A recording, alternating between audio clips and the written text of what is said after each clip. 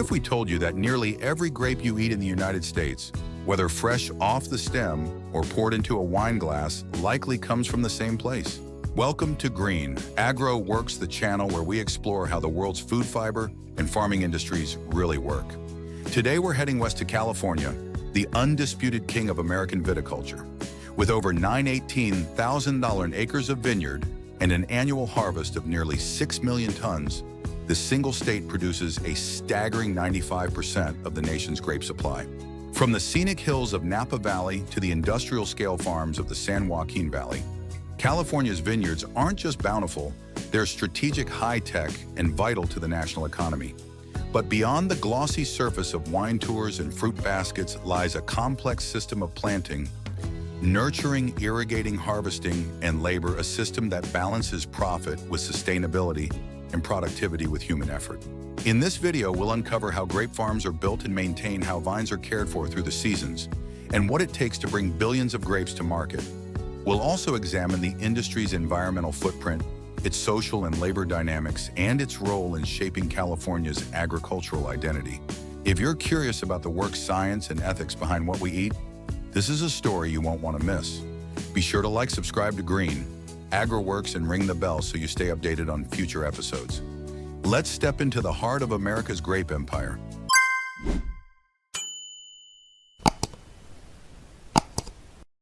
Before a single grape reaches your table or your wine glass, it begins its life on a carefully planned plot of land. In California, vineyard establishment typically begins in the winter months between January and February, when vines are dormant and the soil is ready for transformation. The process starts with land preparation. Fields are cleared, leveled, and sometimes treated to control soil-borne pests. Workers then install wooden or metal stakes, which will later support trellises used to train the vines.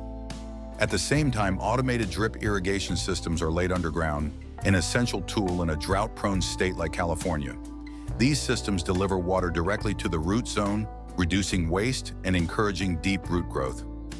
Next comes the planting of young grapevines, often sourced from specialized nurseries. These vines are typically grafted, meaning a disease-resistant rootstock is combined with a fruit-bearing scion of the desired variety. Grafting not only improves disease resistance, but also allows farmers to match vine characteristics with soil and climate conditions. Each vine is planted into carefully dug holes following a strict layout, typically about 900 vines per acre, with 6 to 7 feet of spacing between them. This ensures good airflow, sunlight exposure, and ease of access for future maintenance. Varietal selection depends on market goals. Table grapes like Thompson, Seedless Flame, Seedless, and Red Globe are prized for freshness and appearance, while Cabernet Sauvignon, Chardonnay, and Merlot dominate wine production.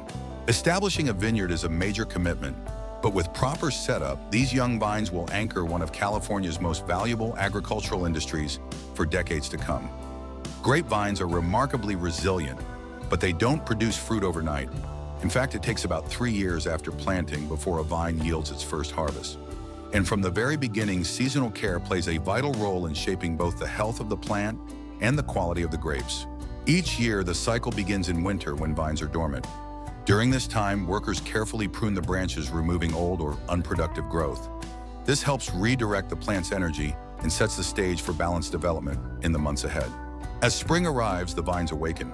Bud break occurs, followed by rapid leaf growth. Farmers begin leaf thinning, selectively removing leaves to improve airflow and sunlight penetration. They also remove unwanted basal shoots that draw energy away from the main fruit-bearing branches. By early summer, clusters begin to form. Grapes typically take around 70 days to ripen once flowering occurs. During this time, careful monitoring is essential. Pests like leafhoppers and fungal threats, such as powdery mildew, can compromise the crop. Farmers use targeted pesticide applications, often timed precisely to pest life cycles, to minimize damage while reducing chemical use. Each season presents new challenges, but also opportunities to fine-tune the vine's performance. The right mix of pruning, leaf management, pest control, and patience can turn an ordinary vine into a high-yielding, high-quality producer. This cycle repeats year after year, making grape growing as much an art as it is a science. Do you think grape growing is a form of art? Type yes if you agree with that statement. And if you enjoyed this video, Don't forget to give it a like, subscribe to the channel, and turn on the notification bell so you never miss a story from GREEN-AgroWorks.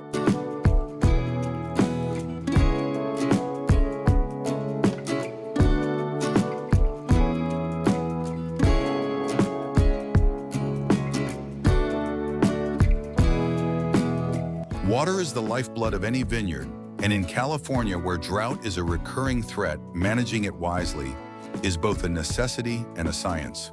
Each mature grapevine requires approximately 8 to 10 gallons of water per day during the peak of summer. Multiply that by hundreds of thousands of vines, and the numbers quickly become staggering. Yet despite their high water demand, grapevines are surprisingly efficient compared to other crops, especially when grown with modern drip irrigation systems. These systems deliver small, steady amounts of water directly to the plant's root zone, reducing evaporation and runoff. Farmers can monitor soil moisture in real time using sensors and satellite data, allowing them to irrigate only when necessary. This not only conserves water, but also improves grape quality by preventing over-irrigation, which can dilute flavor. Timing is everything. In the early stages of growth, consistent watering supports healthy canopy development. But as harvest approaches, many farmers intentionally reduce irrigation. This mild stress causes the grapes to concentrate sugars and flavors, resulting in better fruit for both fresh consumption and winemaking.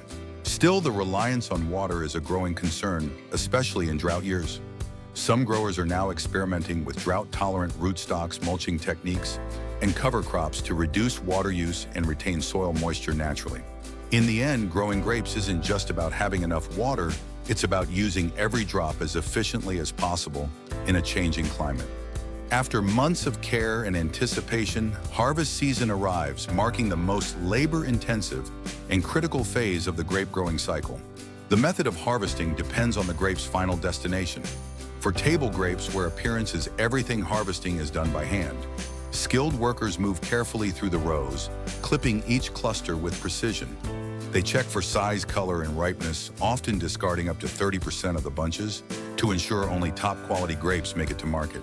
To protect these grapes during growth, many farms use grape bagging, placing paper or plastic bags over individual bunches weeks before harvest. This shields the fruit from sunburn pests and dust, helping preserve their color and surface quality.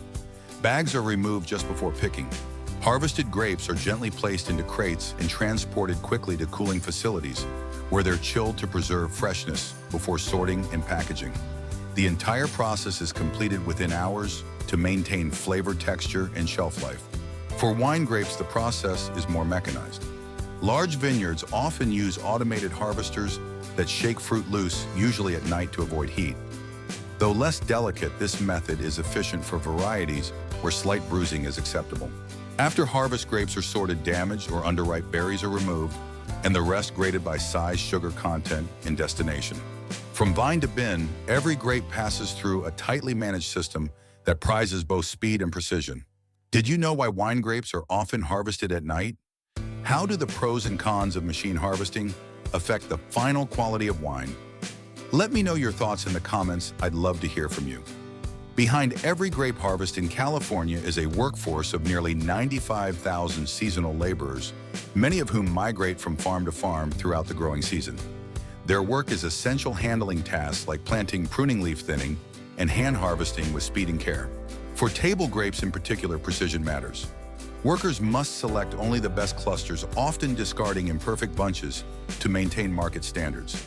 This attention to detail can't easily be replicated by machines. On average, vineyard workers earn around $18 per hour, though conditions vary widely. Many face long hours under intense heat with limited access to healthcare or affordable housing. Despite the physical toll for many families, this work is a primary source of income and often a generational tradition. As the industry evolves, some vineyards are turning to mechanization, especially in large-scale wine production. While machines offer speed and efficiency, they also spark concern about the loss of jobs in communities that rely on agricultural labor. The challenge moving forward is balance how to embrace innovation without leaving workers behind. After all, every grape tells two stories, one of nature and science, and the other of human effort and resilience.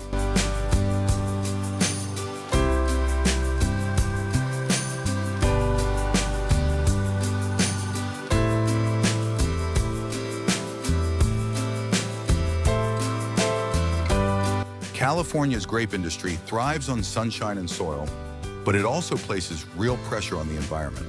On the upside, grapevines are perennial plants that help stabilize soil and reduce erosion. Their deep roots store carbon and require less frequent tilling than annual crops, which helps preserve soil health over time. But the challenges are hard to ignore. Water consumption is a top concern. Even with drip irrigation, vineyards use millions of gallons daily during dry months, straining a water supply already pushed to its limits. Chemical use is another issue.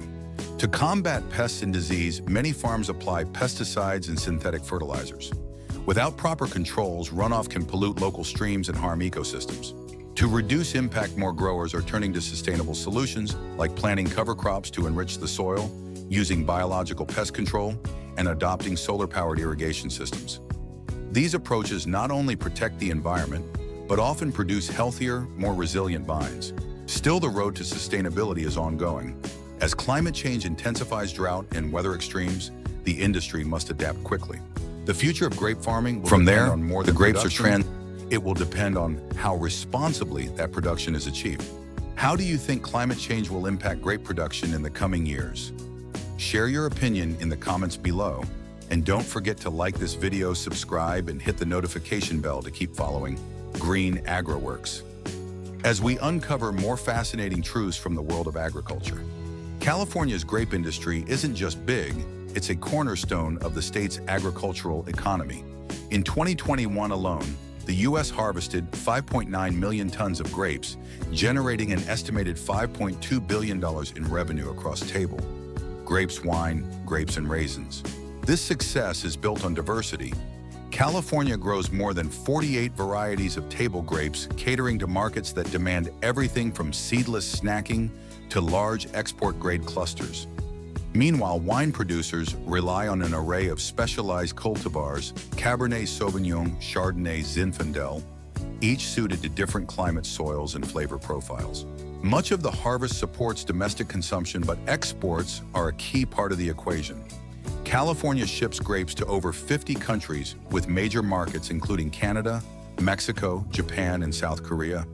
This global reach helps stabilize income for growers and expand the state's agricultural influence. The industry also powers an entire supply chain, from packaging and cold storage to logistics and retail.